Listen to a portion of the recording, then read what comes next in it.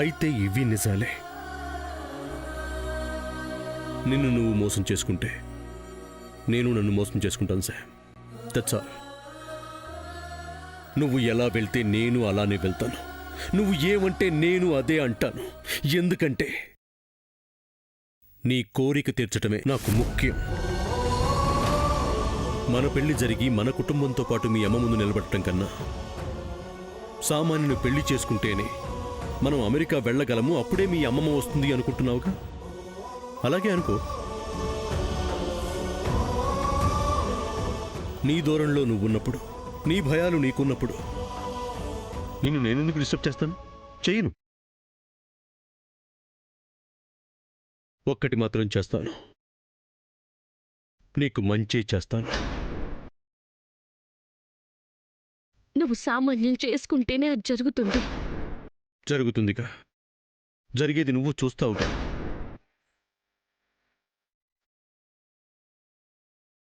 హ్యాపీగా ఉండు. టెన్షన్ ఇవి పెట్టుకోకు. జరిగే సంబరాన్ని చూస్తూ ఎంజాయ్ చేయి. ఐ మీన్ పెళ్ళిని. నువ్వు కోరుకున్నదే జరుగుతుంది శామ్.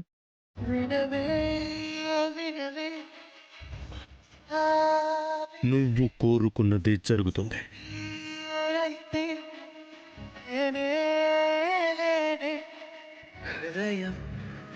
ఉదయం ఏకపై క్షణమే యుగమై పడని మెదపై మసకయచ్చుదారిలోకి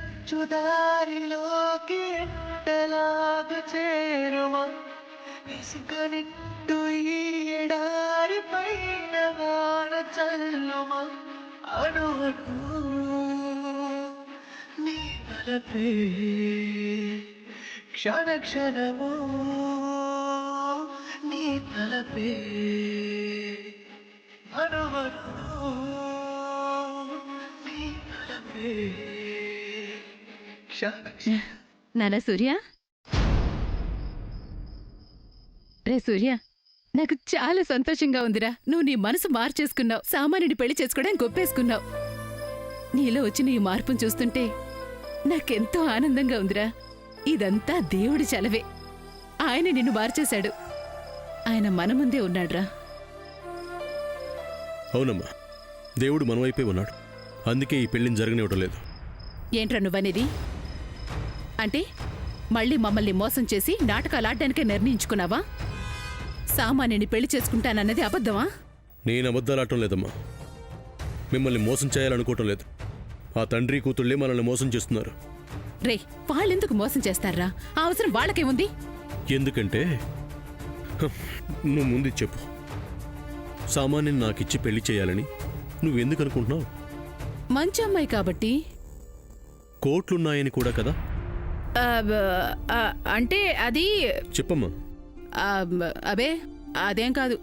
బాగా ఆస్తిపరులనే కదా సామాన్యుని కావాలనుకుంటున్నావు. శామ్ కన్నా సామాన్యం మంచిదని నా కొడలు కావాలనుకున్నాను, అంతే. అయితే వాళ్ళ దగ్గర ఏమీ లేకపోయినా నీకు ఓకేనా?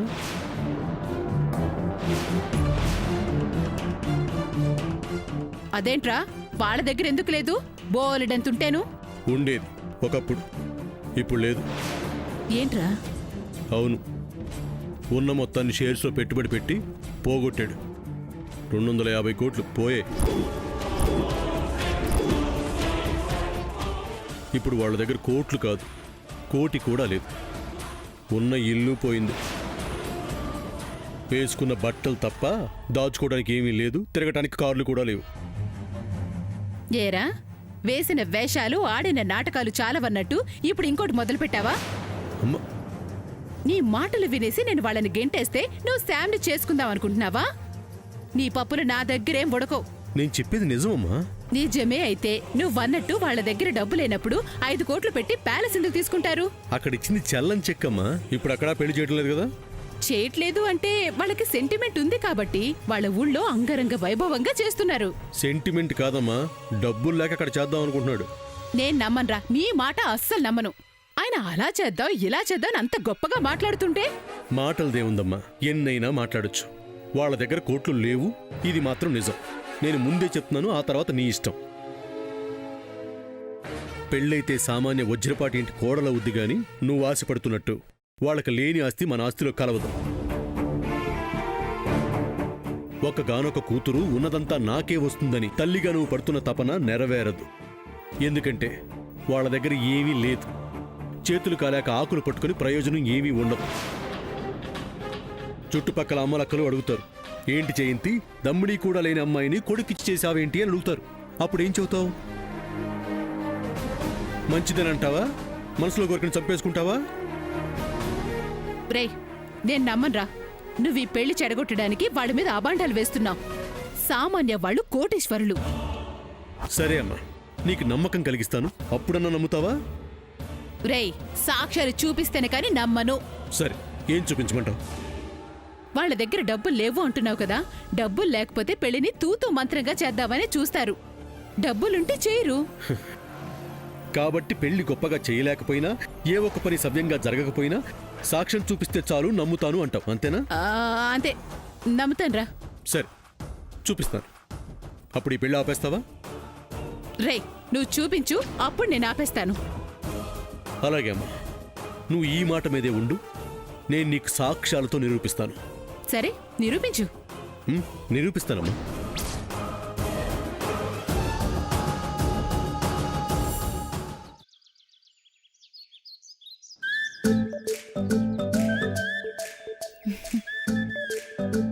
బేబీ వస్తున్నారు. రెడీ అయిపోయారా? 9 లోపే రెడీ అయి ఉండమన్నారు కదా, అందుకే రెడీ అయ్యాం. మిగతా వాళ్ళు కూడా రెడీ అయిపోయి ఉంటారు. టైం అవుతుంది, వెళ్దాం. చెల్లమ్మా, చెల్లమ్మా. వస్తున్నానయ్యా. సూర్య, నాన్న సూర్య. అమ్మ సామాన్య, సూర్య కనిపించాడా? లేదంటే శామ్ కనిపించిందా సామాన్య? నేను చూడలేదంటే. ఏంటక్కా? సూర్య కనిపించడం లేదు, శాము కనిపించట్లేదంటే ఇది అదేగా? ఏంటి రాజీ అది? ఏంటమ్మా అది? 9 అవ్వకముందే ఊరెళ్ళాలని తెలిసి ఈ లోపు కనిపించకుండా పోయారంటే లేచిపోయినట్టేగా.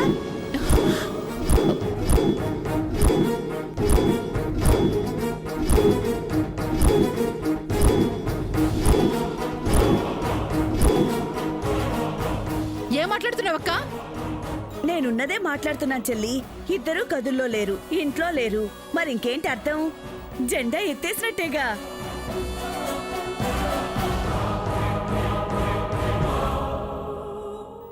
నేను చెప్తూనే ఉన్నాను, అవసరాన్ని ఆసరాగా చేసుకోకండి అని. విన్నారా? బలవంతంగా శామ్ ఒప్పించారు. ఇష్టం లేని పెళ్లికేమో సూర్యాని ఒప్పించారు. ఇద్దరూ బాగా ఆలోచించుకొనుంటారు, వెళ్ళిపోయారు. నా కొడుకు అలా ఏం చేయడక్కా? అలానే అనుకుంటూ ఉండు చెల్లి, ఈలోపు వాళ్ళు దండలేసుకొని దిగుతారు. పద్మ, నిజమేనంటావా? నిజమే అయితే బాగుంటుంది చింతయ్య. వాళ్ళు పెళ్లి చేసుకోవడానికి వెళ్తే వాళ్ళకి మంచిదే కానీ అలా చేస్తే బామ్మగారు సిస్టర్ మదర్ని చూడ్డానికి వెళ్ళరు కదా.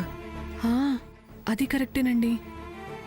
శ్యామలా చేసేదే అయితే పెద్దావిడికి మాట ఇవ్వదే.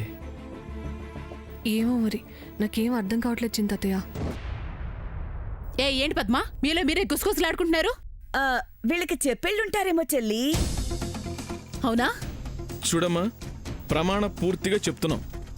మాకేం చెప్పలేదు, మాకేమీ తెలియదు. అవును పిన్ని, నిజంగానే మాకు తెలీదు.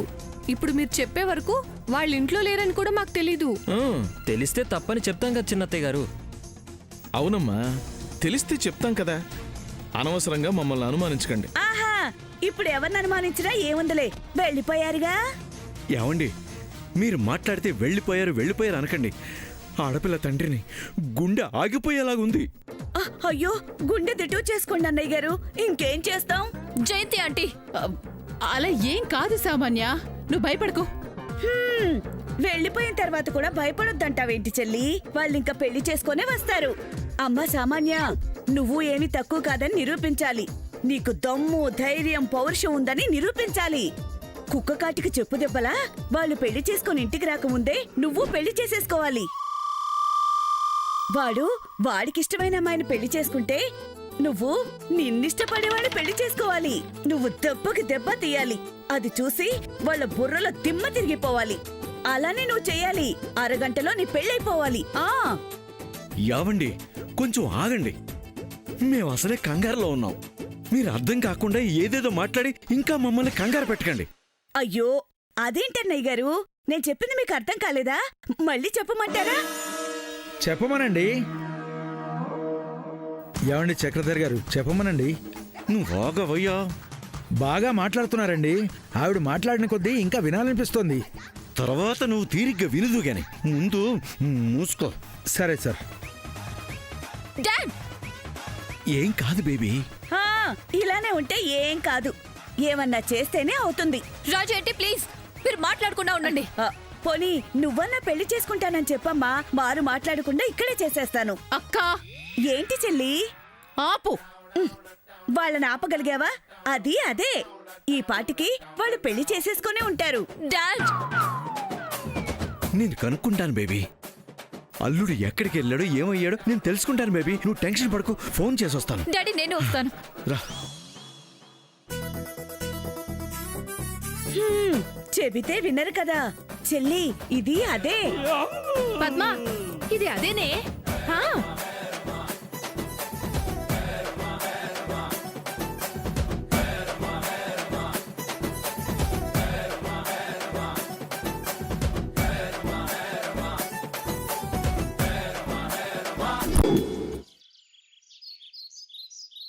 ఊరికి బయలుదేరే టైంలో ఎక్కడికి తీరిగ్గా నడిపించుకుని తీసుకెళ్తున్నావు?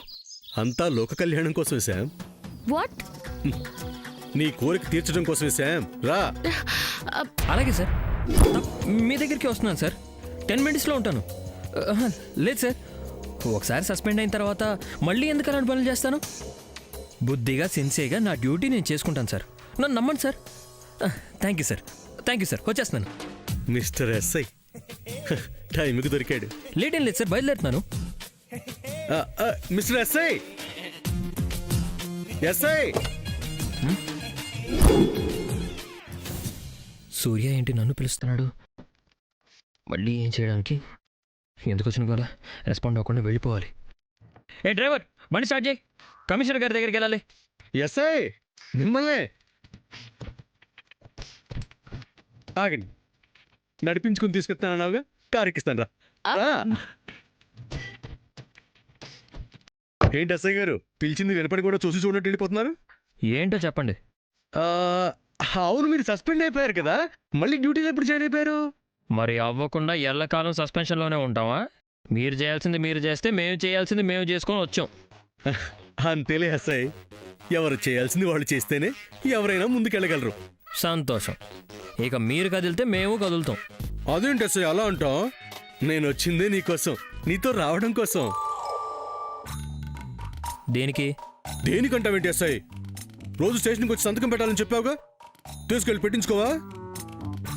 దానికి నేను తీసుకెళ్ళడం ఎందుకు? నువ్వే స్టేషన్కి వెళ్ళి పెట్టే. అమ్మా, అదెలా కుదురుతుంది? ముందు ఏది నాకు అలవాటైందో అదే నాకు అలవాటు అవుతుంది.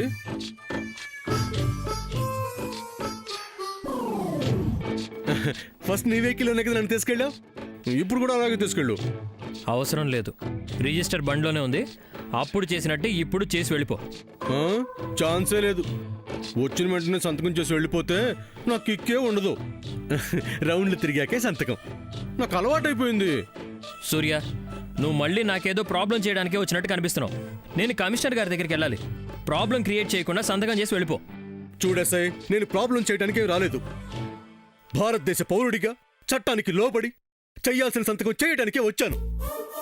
నన్నట్టే ఇబ్బంది పెట్టకుండా నేను చెప్పినట్టు చెయ్యి.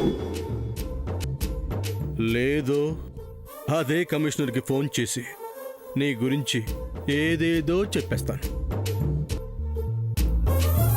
ఆల్రెడీ నీ గురించి ఆయనకు తెలుసు కాబట్టి ఏం చెప్పినా నమ్మేస్తారు. మళ్ళీ ఇంట్లో కూర్చోబెట్టేస్తారు. ఈసారి డ్యూటీలో అంత తేలిగ్గా జాయిన్ అవ్వలేవు. Surya, this is too much. Too much కాకూడదంటే వెహికల్ ఎక్కించుకో. ఓకే, ఎక్కు. శామ్, కమాన్ ఎక్కు. ఆ అమ్మాయి ఎందుకు? నాతో వచ్చిన అమ్మాయి నాతోనే కదా వస్తుంది. నీ ప్లాన్ ఏంటయ్యా? దీనిలో ప్లాన్ ఏముంది SI? It's just sign yeah. It's all about single sign. Sam, come on ఎక్కు.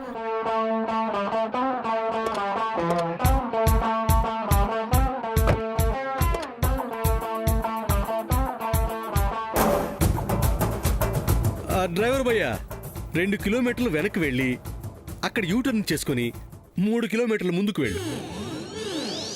ఎందుకు? ఆ? మర్చిపోయావా ఆ రోజు మనం అలానే వెళ్ళాం కదా. కానిస్టేబుల్, బండి యూటర్న్ చేసుకో. గన్నవరం వెళ్ళాలి. కుదరదన్నావో కమిషనర్ గారికి కాల్ చేస్తాను. ఆ. ఓకే, అలాగే వెళ్దాం. వినోగా పోనీ.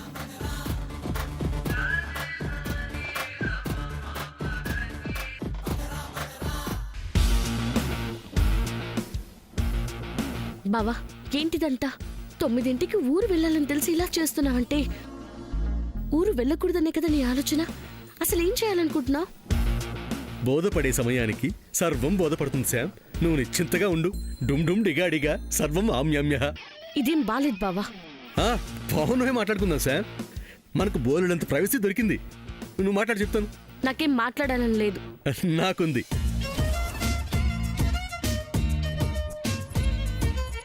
అయితే నువ్వే మాట్లాడుకో, నేనేం మాట్లాడను.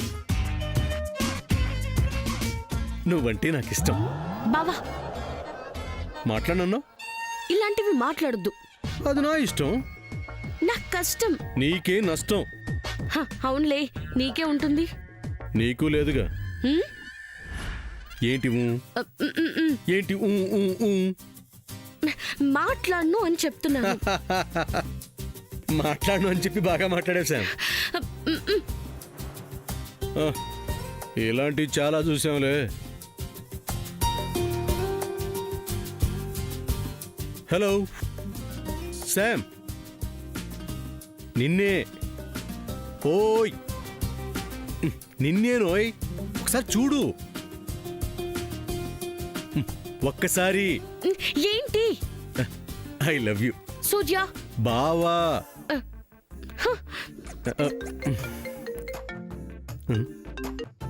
హలో మాయా. ఎక్కడికి వెళ్ళిపోయారు? ఊరు వెళ్ళడానికి టైం అవుతుంది. ఆ టైం అవగొట్టడానికి కదా వచ్చింది మాయా. అల్లుడు, మాయా ఎక్కడున్నావు అల్లుడు? ఏం చెప్పమంటాం మాయా, ఎస్ఐ రాంప్రసాద్ లేడు. ఎస్ఐ రాంప్రసాదా? ఏం చేశాడు? మేము ఇంటికని బయలుదేరుతుంటే వెహికల్ ఎక్కించుకుని తీసుకెళ్తున్నాడు. ఏ సూర్య, ఏం మాట్లాడుతున్నావు? నిజమా అల్లుడు? అవును మాయా, నన్నంటే సైన్ పెట్టించుకోవడానికి అనుకోవచ్చు. మరి శ్యామని ఎందుకు ఎక్కించుకున్నాడో అర్థం కావడం లేదు. అంత అబద్ధం. అవును మాయా, సంతకం పెట్టించుకోకుండా లాస్ట్ టైం తిప్పినట్టు తిప్పుతున్నాడు ఇప్పుడు కూడా. ఏది, ఒకసారి రాంప్రసాద్కు ఫోన్ ఇవ్వు, నేను మాట్లాడతాను. మాట్లాడు మాయ, మాట్లాడు. ఎదుగో ఎస్ఐ, మా మాయ చక్రధర్ లైన్లో ఉన్నాడు, మాట్లాడు. హలో, ఏం చేస్తున్నావో తెలిసే చేస్తున్నావా? ఇప్పుడు నా అల్లుడిని అరెస్ట్ చేయమని పోలీస్ స్టేషన్ తీసుకెళ్లి సంతకం చేయమని నేను చెప్పానా? అయ్యో, మీ అల్లుడే అబద్ధం చెప్తున్నాడు సార్. నేను అసలు మీ అల్లుడి జోలికే వెళ్ళలేదు. వెళ్లకుండానే మా అల్లుడు చెప్పాడా? ఆయనే వచ్చి నీ బండిలో కూర్చున్నాడా? అవును సార్, జరిగింది అదే.